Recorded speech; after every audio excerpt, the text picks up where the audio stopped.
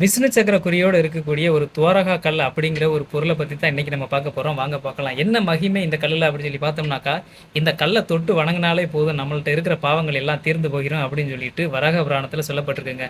அதுபோக கந்த புராணத்துல என்ன சொல்லியிருக்காங்க அப்படின்னு சொல்லி பார்த்தோம்னாக்கா, ஒருவர் வந்து எத்தகைய பாவம் செய்தவராக இருந்தாலும் சரி, அவரோட பாவங்கள் எல்லாமே இந்த துவாரகா கல்லை தொட்டு வணங்குறது மூலமா போயிரும் அப்படின்னு சொல்றாங்க. என்ன ஒரு கண்டிஷன்னாக்கா, பயபக்தியோட வணங்கணும். எந்தவித சந்தேகமும் இல்லாம கடவுள் இருக்காரு. இந்த துவாரக கல்லை தொட்டுட்டோம்னாக்கா நம்ம பாவங்கள் எல்லாம் தீர்ந்து போயிரும் அப்படின்னு சொல்லி பயபக்தியோட நம்பி அந்த கல்லை வந்து தொட்டு கும்பிட்டோம்னாக்கா போதும் நம்மளோட பாவங்கள் எல்லாம் தீர்ந்து போயிடும் அப்படின்னு சொல்லிட்டு ஸ்கந்த புராணத்துல சொல்லியிருக்குங்க. அடுத்ததா கருட புராணத்துல கூட ஒரு விஷயம் சொல்லியிருக்காங்க. அது என்ன அப்படின்னு சொல்லி பார்த்தோம்னாக்கா, துவாரகா சிலை இருக்கு பார்த்தீங்களா, துவாரகா சிலையை தொட்டு வணங்க முடியாக விட்டாலும் சரி, அதை பார்த்து மனதார வணங்கினாலே போதும் நம்ம செஞ்ச பாவங்கள் தீரும். அதுபோக நாம் கண்ட கனவுகளை எல்லாம் பலிக்கும் அப்படிங்கிறமான விஷயத்தை வந்து இந்த கருட புராணத்துல வந்து சொல்லியிருக்காங்க.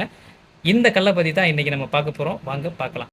அடுத்ததா இந்த துவாரகா கல்லை வந்து நம்ம தொட்டு வணங்குறது மூலமா ஆன்மீக சிந்தனை வந்து மேம்படும் அப்படின்னு சொல்லியிருக்காங்க. இந்திரனுக்கு இணையான மரியாதையும் புகழும் பொருளாதார வளர்ச்சியும் உண்டாகுமா, அதுபோக அனைத்து வகையான இன்பங்களும் உண்டாகும், உயர் பதவி கிடைக்கும், புத்திர பாக்கியங்கள் உண்டாகும், ராஜ்யம், மன அமைதி, அதீத பாதுகாப்பு, அப்புறம் வைகுண்ட பதவி, இந்த மாதிரி என்னென்ன உயர் பதவிகள் இருக்குதோ, என்னென்ன நாம கனவுகள் காண்போமோ எல்லாமே உண்டாகும் அப்படின்னு சொல்லிட்டு இந்த கல்லை பற்றி மகிமையா சொல்றாங்க.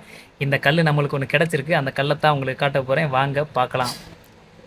மனுஷன் சாமியோட பேரை சொல்லி எதை சொன்னாலும் உடனே நம்பிடுறது. இப்போ கூட பரவாயில்ல. ஒரு 10-20 வருஷத்துக்கு முன்னாடிலாம் பார்த்தோம்னாக்கா, எங்கள் ஊர்லேயே வந்து ஒரு 7 மணிக்கு மேலே கதவை திறந்து வெளியே வர மாட்டாங்க, இருட்டிருச்சுனாக்கா. ஏன்னா பேய் பயம் அதிகமாக இருந்துச்சு. படிக்காத மக்கள் அப்படிங்கிறதுனால பிரச்சனை இல்லை. சரி, படிக்காதவங்க வந்து இருட்டை பார்த்தா பயப்படுறாங்க, மனுஷன் செத்ததுக்கப்புறம் ஆவியாக வர்றான், 7 பிறவி இருக்குது, இதையெல்லாம் நம்புகிறாங்க அப்படின்னு சொல்லிட்டு இருந்துடலாம், விட்டுடலாம்னு சொல்லிட்டு வைங்களேன். இன்னமும் கூட 2024லேயும் கூட இதை விட அதிகமான மூட நம்பிக்கையில் வந்து சில மக்கள் வந்து நம்பிக்கிட்டு இருக்காங்க. அந்த மூட நம்பிக்கையில் ஒன்று தான் இப்போ நான் மேலே சொன்னேன் பார்த்தீங்களா, இது எல்லாமே இந்த துவாரகா கல் அப்படின்னு சொல்லிட்டு சொல்லியிருக்கேன் பார்த்தீங்களா. இந்த துவாரகா கல் அப்படிங்கிறது வந்து வேறு எதுவுமே இல்லைங்க. உடைஞ்சு போனால் சிதறி போனால் பவளப்பாறைகள் தான் இந்த துவாரகா கல்லை வந்து குறிப்பிட்டிருக்காங்க. இந்த இது வந்து ரொம்ப ஆச்சரியமாக எங்கேயுமே கிடைக்காத பொருள் அப்படின்னு சொல்லிட்டுலாம் இல்லை. இது வந்து கடலில் எல்லா இடத்துலையுமே கிடைக்கக்கூடியதான். நம்ம மன்னார் வளைகுடா பகுதிக்கு வந்தீங்கன்னாக்கா, நீங்கள் கால் வைக்கிற இடம் பூரா பவளப்பாறையும் இந்த மாதிரியான துவாரகா கல்லுன்னு சொல்லியிருக்காங்கல்ல, அந்த கூடங்களும் தான் இருக்குது. எப்போ வேண்டாலும் நீங்கள் வந்து பார்த்துக்கலாம். இந்த விஷ்ணு சக்கர குறி அப்படின்னு சொல்கிறாங்க பார்த்தீங்களா, அதில் வந்து சின்ன சின்ன துளைகள் இருக்குங்க. அந்த துளைகள் எதற்காக அப்படின்னு சொன்னாக்கா, இந்த கூடங்களையும் பவளப்பாறைகளையும் உருவாக்குறது பாலிப்புகள் அப்படிங்கிற ஒரு வகையான உயிரினங்கள் தான். ஒரு 1000 வயதுக்கு மேற்பட்ட பாலிப்புகள் கூட இன்னும் கடலுக்கு அடியில் உயிரோட வாழ்ந்துக்கிட்டு இருக்கிறதா சொல்கிறாங்க. அது வந்து விஷ்ணுவோட மகிமையோ இல்லை இந்த கல்லோட மகிமையோ இல்லை. அந்த பாலிப்புகளோட உயிரின வாழ்நாள் காலம் வந்து இந்த 1000 வருஷங்களுக்கு மேலே இருக்கும் அப்படிங்கிறத தான் சொல்கிறாங்க. இந்த விஷ்ணு சக்கர கல் அப்படிங்கிறது, இந்த துவாரகை கல் அப்படிங்கிறது என்ன பார்த்தாலோ தொட்டாலோ உங்களுக்கு பாவங்கள்லாம் தீரும், கனவுகள்லாம் பழிக்கும் அப்படிங்கிறதெல்லாம் நீங்கள் நம்பினீங்கன்னாக்கா, வெறும் குப்பையில் கிடக்கக்கூடிய கற்களை வாங்கி நீங்கள் வீட்டுக்குள்ள வச்சு வணங்குறதாகத்தான் ஆகும். அதனால் இந்த மாதிரியான போலியான விளம்பரங்களையும் சரி, ஆன்மீகங்களுக்கு எதிராக உள்ள முட்டாள்தனங்களையும் சரி நீங்கள் நம்பாமல் இருக்கிறதா நல்லது. ஆன்மீகத்தை நம்புங்க, ஒன்றும் பிரச்சனை இல்லை.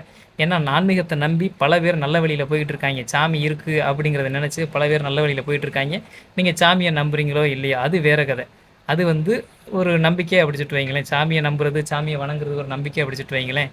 இந்த கடவுளுக்கு எதிரான முட்டாள்தனங்கள் இருக்குது பாருங்கள், இந்த துவாரகா கல் அது இது இதெல்லாம் சொன்னாக்கா கண்டிப்பாக நம்பாதீங்க.